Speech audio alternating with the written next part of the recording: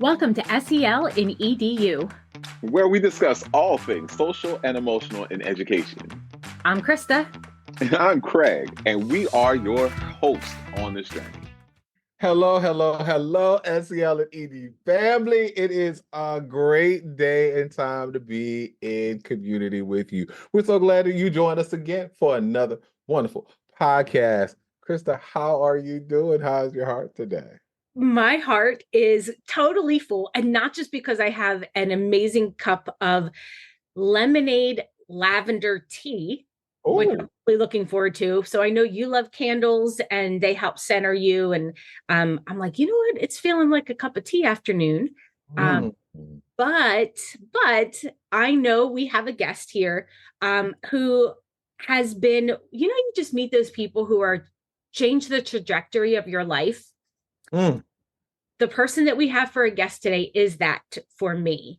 He has been my mentor. He has helped introduce me to the world of SEL and really helped help me build a foundation for the direction that I am going professionally, how I've raised my boys, and I am excited to share him with the world.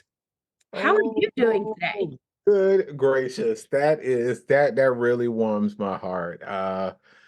When we have the opportunity to welcome folks who have been a compass for us, and have been a hearth that we could come to when the shadows of the world do what they do.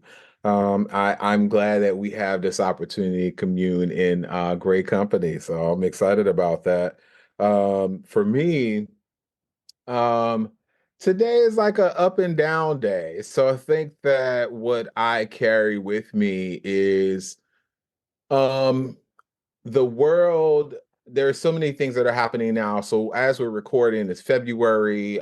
We've had like 2 weeks of just gray days. We finally are experiencing some sun. So I appreciate that. But in the midst of that, we're still dealing with a war. We're still dealing with like affirmative action and the political climate that feels very charged. There's been some deaths and passings and transitions of folks who've been in my circle and village. So that's been something. And outside of that, just trying to wake up and be a decent human being feels tough. But having this opportunity to be with you and be in community with our guests, that we have the opportunity and also our audience, it is what empowers me to like put that battery in my back and get up and keep going anyway. And so I know today we're going to talk about courage a little bit and just how do you still, empower yourself, enlighten yourself? How do you activate yourself to be courageous, even when you might be managing anxiety or fear or just whatever the world is throwing at you? So Yeah. I'm feeling good about that. And thank you, Craig, for sharing that, because I think it's important for people to know, like, when they see you or when they hear us, a lot of times, well, especially with you, it's always kind of upbeat and like going and but we're humans and we have a whole range of emotions. Oh, And yes. I think people also need to see us kind of grappling with some of those harder pieces in life as well. Mm-hmm. How we navigate them in community and with one another, and then keep our focus on the work and what motivates us and keeps us moving forward. And so with that, I would like to introduce our speaker today, and thinking about like motivating us to continue to do the work personally and professionally. This is a gentleman I've shared my highest highs and my lowest lows. I've had dirty, ugly cries on his shoulder. We have known each other for over 17 years. I met him when I was working as a high school teacher, starting a student leadership organization. So I am thrilled to introduce Mr. Thom Stecher. He is a nationally recognized motivational speaker and educational consultant. He specializes in self-esteem, which I needed a lot, wellness, and student assistance programs. Raised in a family of educators, Thom believes that education is a lifelong process that we all teach best what we most need to learn. Therefore, it is imperative that we teach each other. He has spent over 40 years educating and mentoring students, teachers, administrators, and board members. He is one of the original developers, of the nationally recognized and acclaimed Masonic Model Student Assistance Program, which helps students who are experiencing barriers to learning. He has expanded the model to developmentally appropriate elementary, middle, and high school programs, and the program is in use in over 30 states and in Canada. Thom's current passion is providing school board and administrative retreats and professional learning opportunities for K-12 staff. The primary focus of his work is integrating social emotional learning with academic achievement and helping school districts transform into whole child-centered environments. He believes that budgets and test scores must be subordinate to people. Caring for students and staff must be at our highest priority, and that connection, compassion, and courage are the future of education. Thom, my dear friend, welcome to our SEL in EDU family. Hi, Krista. Hi, Craig. Hello. It's so nice to be with both of you. I've already heard immense amounts of courage. You used that word work, and I happen to love that word. I grew up in a family of work. I grew up on a extended family farm, and work to me was family. Work to me was love. And at that time, being a young man, it was work with a small W. And I relished that. And it was a corn farm. It was a Silver Queen corn farm. And I confess to being a corn snob. There's certain, I'll be polite, but Silver Queen corn is really the only corn worth eating. But the other idea of work is when we find our love, when we find our passion, we find our calling, we find that thing that we'll do without money because we must do it. It's in our heart. And if we don't do it, it backs up on us and we become uncomfortable and we become ill. So we know that we have been given this gift. And it is our work. And this gift is supposed to be shared. It's supposed to be given away in some way, shape, or form. So in your initial conversation, I heard that word work, and it means so much to me. Yeah. And I learned it from you. Oh. That's where I get that from. And it's something that I've internalized because I remember back in, oh goodness, I don't even remember what the year was, but you would come in to help us set up an organization for empowering our students. And I remember saying to you, this is it. Like, I like social studies, but I love working with our youth. Yeah. And I said to you, how do I get to do this? I don't have a degree. And you said to me, you don't need a degree to do this work. You need to have the passion and the work ethic and want to continue to put good work out there to support our young folks. And that just always stuck with me. And I'm like, yeah, I can do this. And I want to do this. And you were calling it SEL way before most people got even a real understanding of what it was that we were doing. Yeah, there's so much I want to talk about. I want to talk about that. I want to talk about the history. But you just said something that's so important. That moment when we met, that moment when we interacted, and when I shared with you my core belief, you don't need a degree to do this. It's lovely, and please, I honor both of you with your doctoral degrees. But I come back to something Martin Luther King Jr. said. He said, all you need is a soul generated by love. All you need is a soul generated by love. And this morning, I spend almost every morning on the physical therapy table. And today on the physical therapy table, the woman who runs the organization was working on me and moving my hips and asking me, does this hurt? Does that hurt? and one of her younger colleagues, a man with a doctorate, probably 30 years old in physical therapy, who works on me a lot, was making some comments across the table about what we need to help each other. And I just said, all we need to do is be kind. And I know that sounds easy. And I know that for folks like you and Craig, that is part of your mission.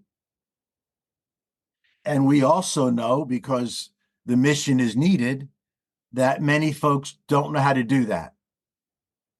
Or maybe some small percentage of us humans, our biology or our chemistry is so different that we're not able to do that.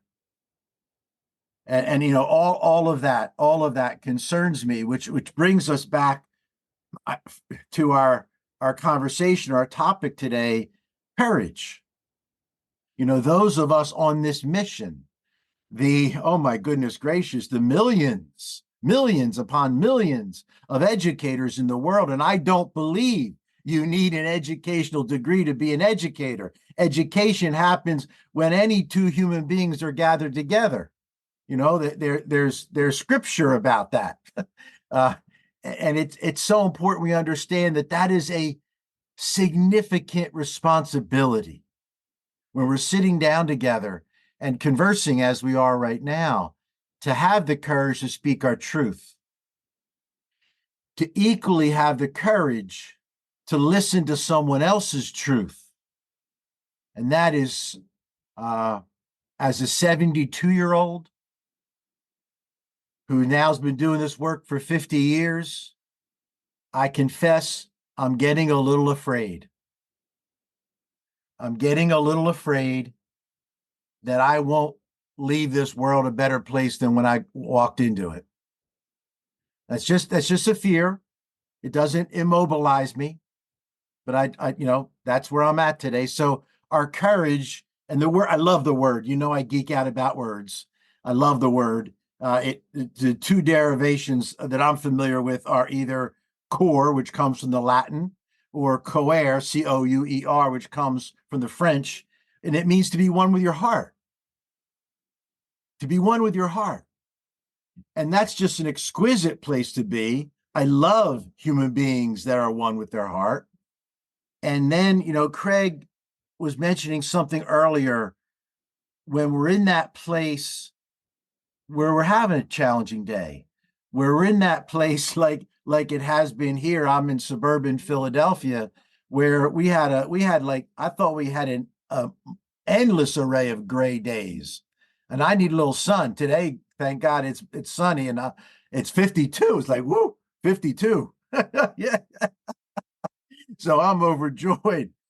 But and you will forgive me, Krista knows this, Craig. I'm a rambler. So every once in a while, if I ramble down a road and I can't find my way back, just call me back. You are in great company. I'm the rambles. Thank you. So that courage, that is us. That's who we are. That courage is our kindness. That courage is our compassion. That courage is our empathy. That courage is getting out of bed on those days we'd rather put the covers up over our head. That courage are those days when that person you love did something that just bugs the hell out of you. And you remember the greater good. You remember the greater good. There's this, Krista knows this book. Craig, you may know it. Dr. Dacre Keltner out of Berkeley, the book Born to Be Good. It's one of my favorites. I was talking about it in physical therapy. I talk about it wherever I go. So Craig, you'll remember this. Krista, you'll remember this. When we were children, we were taught a little bit about Darwin, huh? Charles Darwin, and theories of how human beings evolve. And what's that famous line? Do you remember? Do you remember? I know you remember it. The one about the strongest evolve. Amen. It's not There it is. There, yeah, but yes. yeah. The strongest survive. That's a lie. And in fact, Charles Darwin never said those words. Those words are written by jealous competitors.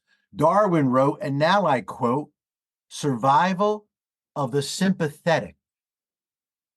Survival of the sympathetic.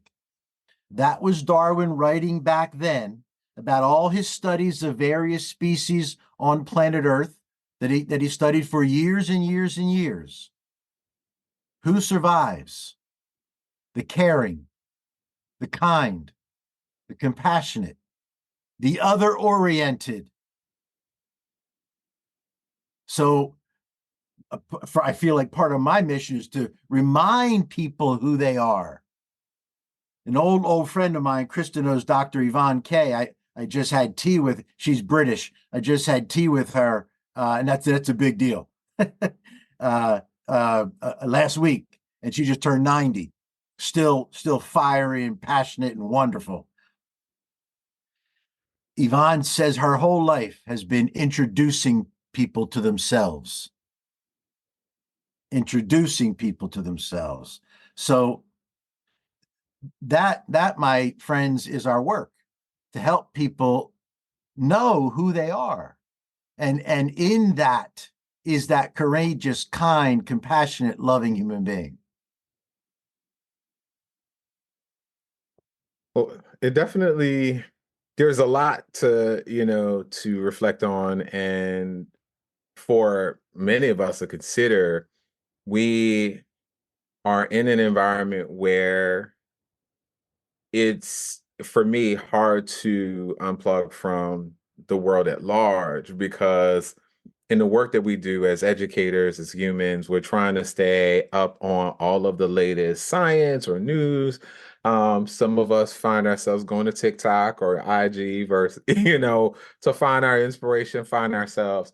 But I think that, starting with kindness with yourself was part of like what happened between when Chris and I did our last podcast and now, which happens to be like we, within an hour and a half of each other. And I was telling my husband, who had walked through, just to check in and see whether or not we were doing lunch, like, hey, he had just shared about his doctor visit. And I said, look, I'm trying to do my best to be kind to myself and forgive myself for just the thoughts that may have permeated in my brain over the day because it didn't start out the way I was hoping it would. The anxiousness that I feel and sense, whether or not it's my own. And sometimes we forget that sometimes the level of kindness and care that we have for others who are going through things, like that's in the ether, that energy is present, and that we have to account for that. Sometimes we can't even name it and say, like, I don't know why I feel this way because 5 minutes ago I was having lunch. It was the greatest, cup of lavender and lime tea, and the all the greens did what they were supposed to do and be greeny. And I feel like all that deliciousness was happening because it was Green Goddess, which is my favorite hot dog. And then all of a sudden you move from one room to the next. And then all of a sudden you're like, what is that? Like, why is this? Like, what is going on in my ether, in my world, that all of a sudden a shift on a dime? I understand that as much work that I do to try to be a decent human being every day that I wake up and try to do the things that I know will help to not only help me to thrive, but others to thrive, including my family. But sometimes I also have to recognize that I have to be kind to myself when I'm like, oh, that's a judgment about that. Oh, I should have been doing that, but that didn't happen. Or being able to say, I can still be present and be here with you all while all the other things of the world are going on. And we sometimes think that we have to get things done. We have to show up in these ways, that we have to continue to produce and do all this stuff Because if we don't, we're not going to be seen, because it comes down to, do we feel worthy, right? Mm, In this world mm, that we're in. mm, And it's hard to know whether or not you feel worthy, because we've shifted what worthy should look like. Because I think when you talk about Darwin, Darwin was really talking about community and just your relationship from one person to the next. Sometimes it's just about you. But when I think about the greater world we're in, I'll speak for Craig. I'm not going to speak for anybody else. I'm still on this hamster wheel of thinking like I need to show up in these ways in this world, because that's what worthiness looks like. That's what it looks like that I'm making an impact. But I then take away each of the small moments that I've had with a friend who just called me for 5 minutes about something, or my smiling and talking with Krista right before, we start a podcast. I have taken value away from those conversations and experiences, because I think that it's not worthy if it's not in the public square. And so mm. I just, as you talk about that, like, that's surfacing for me, Wow. and something I'm wrestling with. So as we talk about courage and we're talking about kindness, and I'm just like Mm, putting myself in the public square, that for those who may think you have to have it all together, or because we're out here, that there are not down moments, or there are mm. not moments where I'm human and imperfect and flawed and moody. Yeah, And it's yeah, okay. yeah. You shared so many important things. And again, words, key words resonate with me. One of the first key words you shared was unplug. And I think that is essential, that we do literally unplug on a regular basis. So Krista knows this. I don't have an iPhone. I don't have a Apple Watch. I have an old flip phone, and it stays in the car, and I use it twice. I use it to say, honey, I'm here, wherever that might be. And I use it to say, honey, I'm on my way home. That's all I use it for. And I don't know my number. I know it. Okay. Oh, But and he uses to say, Krista, I'm here. And I'm like, yes. So I get to be on that call every once in a while. but then you know not to call me, because I don't know how to answer it. So I say that, and that's true, but I also say that somewhat jokingly, I hope, to remind myself, what am I going to unplug from? Because if I'm plugged into everything, it's going to make me nuts. I mean, literally, it's going to drive me crazy. No human being can withstand all that's out there 24/7. It's too much.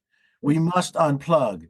So, whatever your practice might be, whether your practice is called prayer or meditation or contemplation, or your practice is called dance or singing or art, or whatever your practice is, we need to do it. And again, another key concept you shared, Craig, to be kind to ourselves. To be kind to ourselves. I am still learning at 72. If I am not kind to me, then I will fall short on being kind to you. This beautiful reciprocity that happens with us human beings. As I fill my glass, your glass is also filled. There is no separation between us except the separation we choose to put there. Our energies flow together. The same, we are right now breathing the same air in Massachusetts and in Pennsylvania. We're breathing the same air that King breathed and Gandhi breathed and Hitler breathed. We're breathing in the same air. It's just recycled. So again, a key word you shared, forgiveness. Oh my goodness. Forgiveness is an absolute must within courage. See, in the faith I grew up in, I was taught literally and emphatically how to forgive others who had hurt me. At 72, I'm still working on how to forgive myself. And it is so important, and including to allow myself my mistakes, including to allow my frailties, because that's what makes me fully human. I've earned this bad back. I've earned this bald head. This is me. This is me. This is all of me. So the forgiveness piece is so essential. You also mentioned worth and our value. And I think this is probably why I'm still doing this work at 72. I remember vivid moments in my life. And here I am. I'm an old man talking to two beautiful human beings. And I can still remember that moment when I met as a freshman in high school with my counselor. And they had some early assessments there. And he looked at me, didn't know me yet. We had no relationship. Underline that where we can come back there. And he looked at me from some paper and he said, Thom, college isn't for you. I'm in 9th grade. College isn't for you. You should really think about getting a job working with your hands. Now, he doesn't understand. I have no working with hands ability at all. My father was a great person working with his hands. My youngest son's great working with his hands. And I admire everybody in the trades because I'll pay you anything to fix anything that's broken because I can't fix it. But here in a little nutshell, this man told me what my future is going to be. Now, thank goodness there's enough of a revolutionary in me. I quietly in my mind said, bullshit. I'm not, no way. And I continue to work from there. But how about those young people that don't have the resources? How about those young people that may not be blessed as I was with a mother and father that said, yeah, you work hard enough, you can go to college. We'll make it happen. How about those young people who, and this breaks my heart, in early elementary school are already feeling less than someone else? That for me is one of the most heartbreaking things in humanity, when somebody feels less than someone else. Krista, I had a sense you might wanted to say something.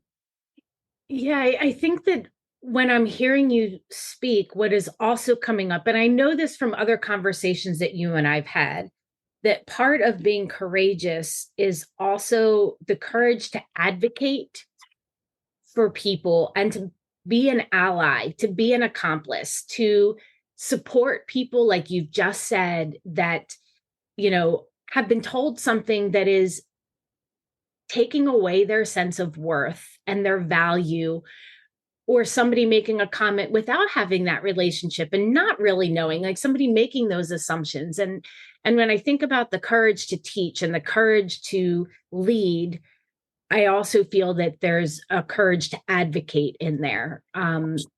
Absolutely. Again, we're here, as Craig mentioned, we are here in community. We are designed to be part of community. If we're all alone, we dissipate and die. We are here. Connection, as Brene Brown reminds us, we're hardwired for connection. So this idea of advocating for the other, whomever the other may be, whatever needs the other may have, this idea of advocating for me is one of my chosen responsibilities. That's kind of who I was raised to be. I understood that early in my life. And that I love that word again, responsibility, the ability to respond in whatever life throws at us. And one of my mentors, Viktor Frankl, oh my gosh, he talked about, so here, I try to wrap my head around this. Here is Frankl in his 3rd concentration camp. He's in Auschwitz. That's the place you're going to die. Everyone knows you're going to die. And he thinks to himself, courage. He dares to think to himself. He says, the last of all human freedom. is to choose one's response in any set of circumstances. In my most challenging moments, I still pull that book off the shelf and I reread and I reread and I reread. How does this man dare to summon up the courage to think that? Of course, he has nothing to write with at that point in time. He writes it later. To think that. How does Harriet Tubman have the courage to go back again and again and again to take on that responsibility to save? I think it is. I don't know where the story comes from. It might be a Buddhist story. I'm not sure. But it's this holy man sitting on the bank of a river, and he sees a spider out on this little fragile branch out over the river. And he knows the spider's going to drop in the water and the spider's going to die. And the holy man does. He reaches his hand out and he cups the spider in his hand as the spider falls. And sure enough, the spider stings him. And he puts the spider on the ground. And the spider says, Why did you save me? You knew I was going to sting you. And the holy man said, just because it's your nature to sting should not stop my nature to save. And yes, we need boundaries. Yes, we need to understand that some days we go too far. But this is our nature. And when we talk about courage to teach, and I'll be teaching that graduate course in our program probably about a month from now. And Craig, you mentioned early in our gathering here today,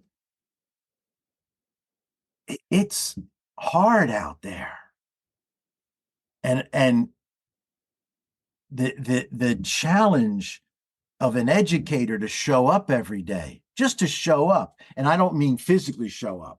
I mean showing up with your heart and your soul, and giving your best every day, kindergarten, 12th grade, beyond. When the politics are as ugly as I've ever seen in my life,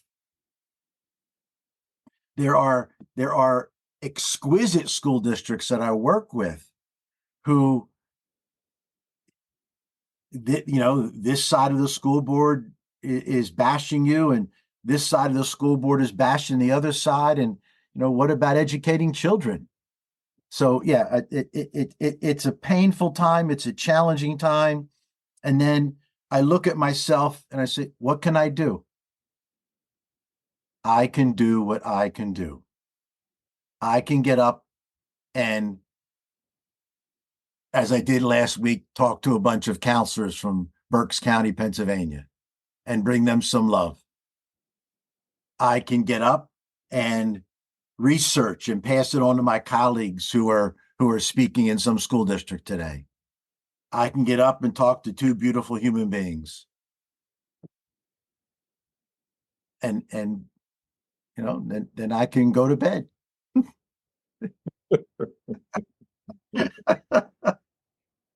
I love how we brought back the educator of today that is having to make decisions every moment about showing up, which feels very tough to do in today's environment.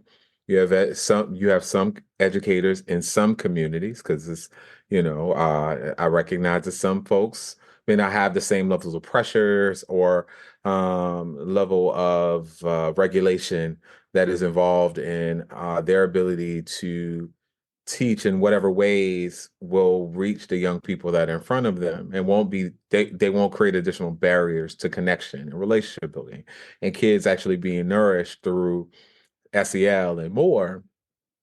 And what I think about in today's environment about me as a teacher, a consummate teacher who is Like, okay, if I were to go back into today's classrooms, in the environment we're in, for me, I have to teach the truth. Yes.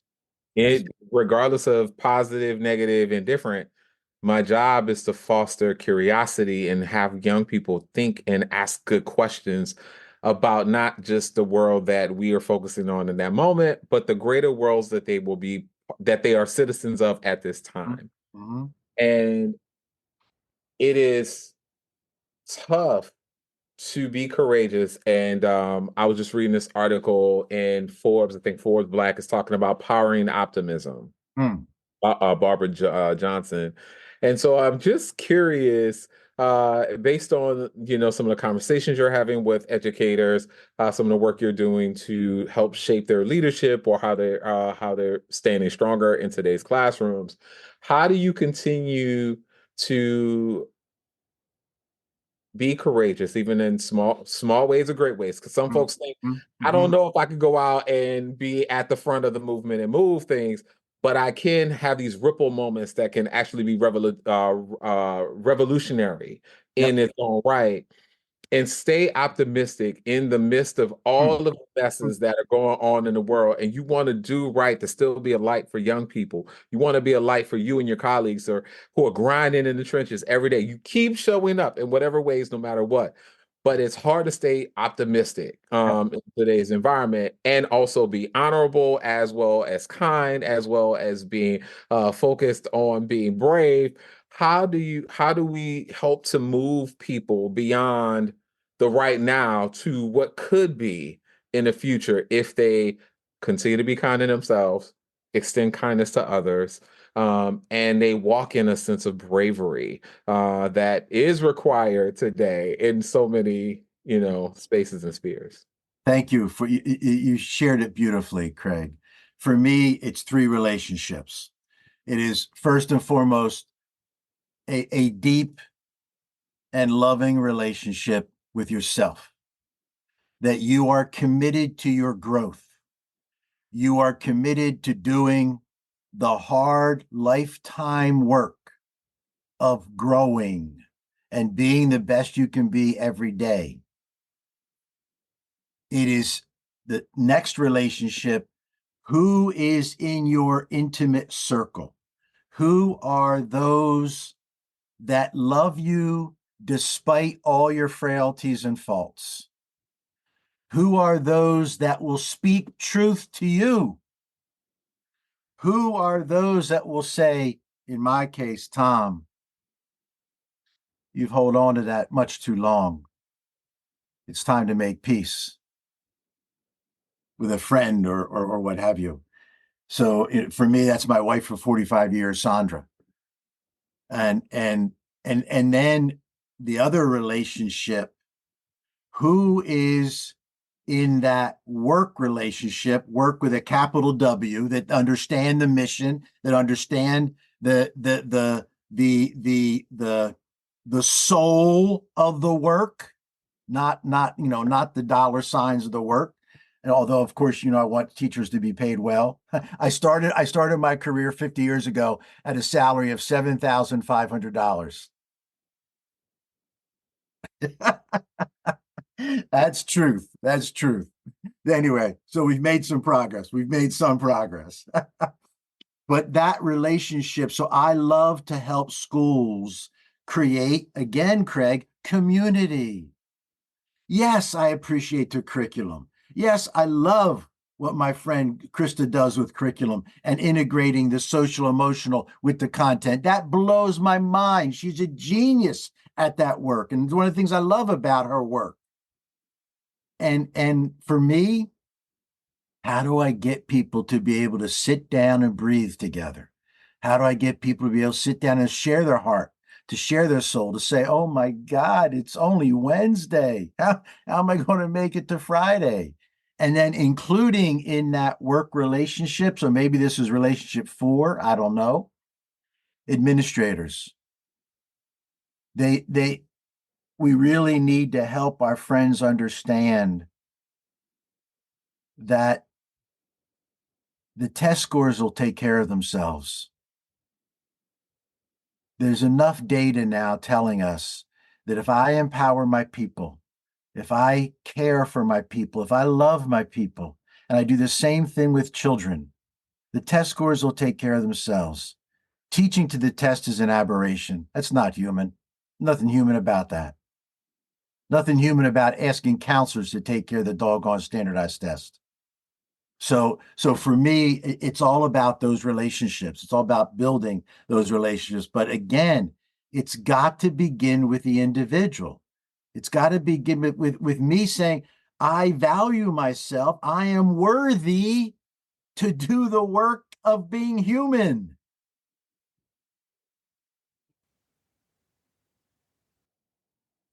I feel like no matter how many times and for how many years we've talked, I can always continue to listen and to learn and to internalize. Thank you. Well, I love you. I love you. Too. And I'm just sitting here like, yes, yes. And I know as we work to closing this up, we often say to people, so how can people get a hold of you? So if you don't mind, I'm going to fill this in for you. You might know better than I do. I'm going to help out. All right. So I know that you are on Facebook and you have a Facebook page. So I'm going to link that to these notes. But I also know that if people want to get a hold of you, they can go to your website, thomstecher.com, THOMSTECHER. Right. They can email you, Thom@thomstecher, THOM@THOMSTECHER.com. And I know you've got an answering machine to that phone downstairs.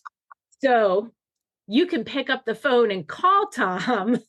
Yes. At 610-640-9983. Correct. I know that number. That number I know.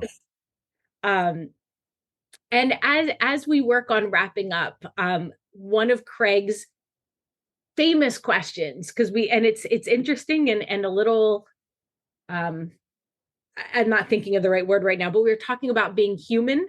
I'm going to ask you what your superpower is as we wrap up today. So the superpower comes in two forms. Again, I've done a lot of assessment work with myself through many tools on my core values.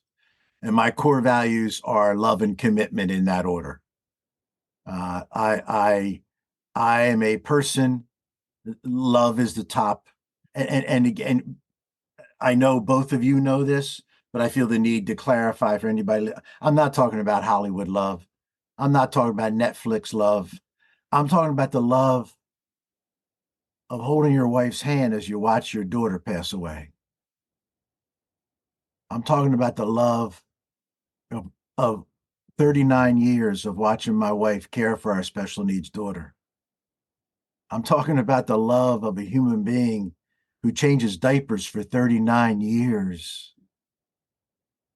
I'm talking about that love that does all the hard work and still can smile and still can wrap their arms around you now that I'm 72 and I'm cold at night.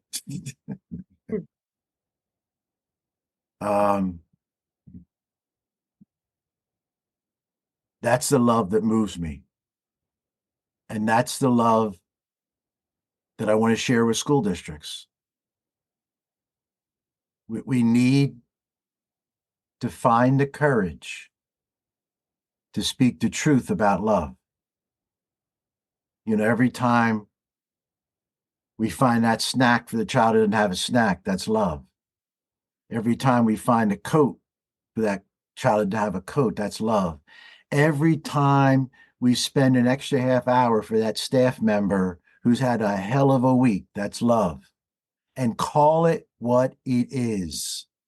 Call it what it is.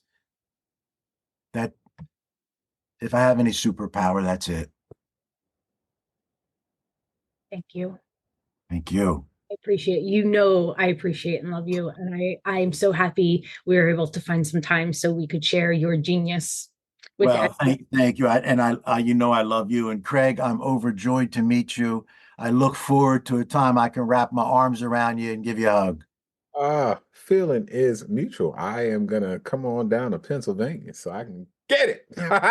What I can promise you, I can promise you a tremendous Italian dinner if you're interested. Don't be sitting up here teasing me with a good time. Okay. I will come down like this weekend. Like, I'm here. Hello. Wonderful, wonderful. Thank you, friends. Appreciate it. Thank you. All right, SEL and EDU family. I like, if you don't feel all the feels, I don't know what's going on. You need to go outside. Like, you need to run around and just barefoot with the grass. I don't care if it's 20 degrees. Just like let your toe just hit the blade of the grass and just run back up. Like, do that for you, because something's going on, baby. But we love you. Thom has been phenomenal. This is one of those podcasts, like, I honestly believe you have to hear 5, 6, 7, 8, 9, 10 times. You might start to glean some of the gems, and there's layers upon layers, like a good lasagna. Hey, because you talked about Italian hot dog. All right, so I'm hungry, and all that. But I'm hungry too. But I want y'all to keep this hunger alive, because we will have another great podcast. This one right here is high bar for me. I think it's just high bar for us, But I'm supposed to close out. So until we meet again, SEL and EDU family, we want to wish you and all of yours all of the love, all of the fears, all of the things that make you you. And until we come back again, we are going to ask you to hold all of your folks dear in sight and continue to stand in the SEL light. We love you. You take care.